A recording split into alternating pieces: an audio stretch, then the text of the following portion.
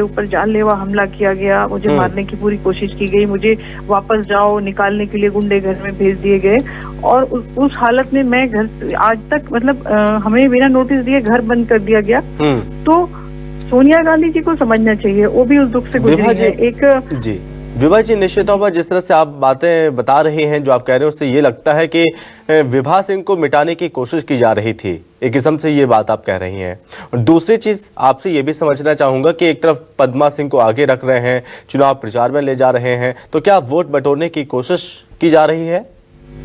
जी बिल्कुल, जी बिल्कुल, क्योंकि एक और बात बताना मैं भूल गई थी कि महल में मेरे कम से कम 30 या 40 फोटोग्राफ्स लगे थे हस्बैंड के साथ में। हाँ। उन सारों को उतार के मेरे मतलब वहां से उतार के पीछे जला दिया गया था।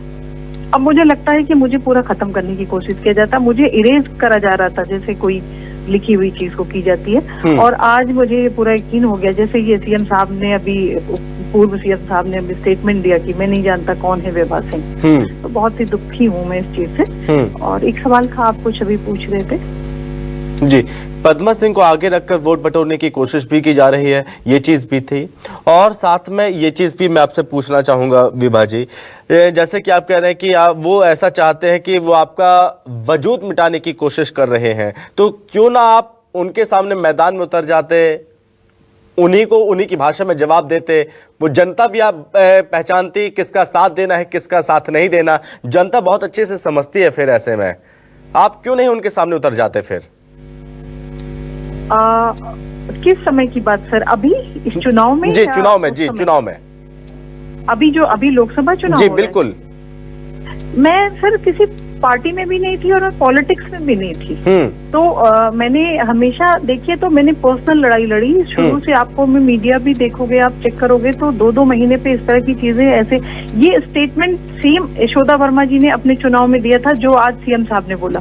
तब मैंने सीएम साहब से शिकायत किया था, लेकिन अब मुझे लगता है कि तो सीएम साहब के ही वर्ड्स थे, मतलब भूतपूर्व सीएम साहब के ही वर्ड थे कि मैं नहीं जानता इनको। यही यशोदा वर्मा जी ने बोला था, जो विधायिका है हमारे यहाँ, कि मैं विभा सिंह को नहीं जानती। तो ये सोचिए कितनी गलत बात है कि आप जिसका नाम ले रहे हो, आपने जिसकी शादी, मेरी शादी में इन लोगों ने दावत खाया, उसके बाद मुझे ही बोल रहे हैं कि नहीं जानते हैं। तो ये तो अपने लिए फायदा उठा रहे हैं ना जी। ये तो देवव्रत सिंह जी को भी पार्टी से बाहर कर चुके थे, मेरे पति स्वर्गीय देवव्रत सिंह जी को। तो उनको भी ना जाने ना, मुझे भी ना जाने, उनको भी ना जाने, बात बराबर रहेगी। जी ठीक है विभा जी, बहुत धन्यवाद आपका हमसे बातचीत करने के लिए, एक बार फिर से अपनी बात रखने के लिए बहुत धन्यवाद। जी। तो आप यहाँ पर सुन रहे थे विभा देवव्रत सिंह को, जो कि दिवंगत एमएलए देवव्रत सिंह की पत्नी है, और कल भी उन्होंने वीडियो जारी किया था और एक बार फिर से उन्होंने वीडियो जारी किया और गंभीर आरोप लगाए, और साथ ही न्यूज़ 24 में उन्होंने जुड़कर बातचीत भी की और उन्होंने बताया कि किस तरह से वो लगातार उन आरोपों को सामना कर रहे हैं, क्योंकि भूपेश बघेल पर ये गंभीर आरोप विभा सिंह के द्वारा जो लगाए जा रहे हैं, मारने की कोशिश।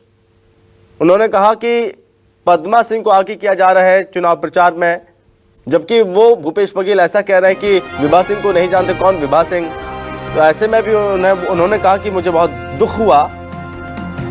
अब चुनावी मौसम है, चुनावी मौसम में इस तरह की गंभीर आरोप लग रहे हैं। और हमारे साथ धनंजय ठाकुर हैं, कांग्रेस प्रवक्ता, हमारे साथ जुड़ रहे हैं। धनंजय जी, बहुत स्वागत है आपका। धनंजय जी, आप मुझे सुन पा रहे हैं?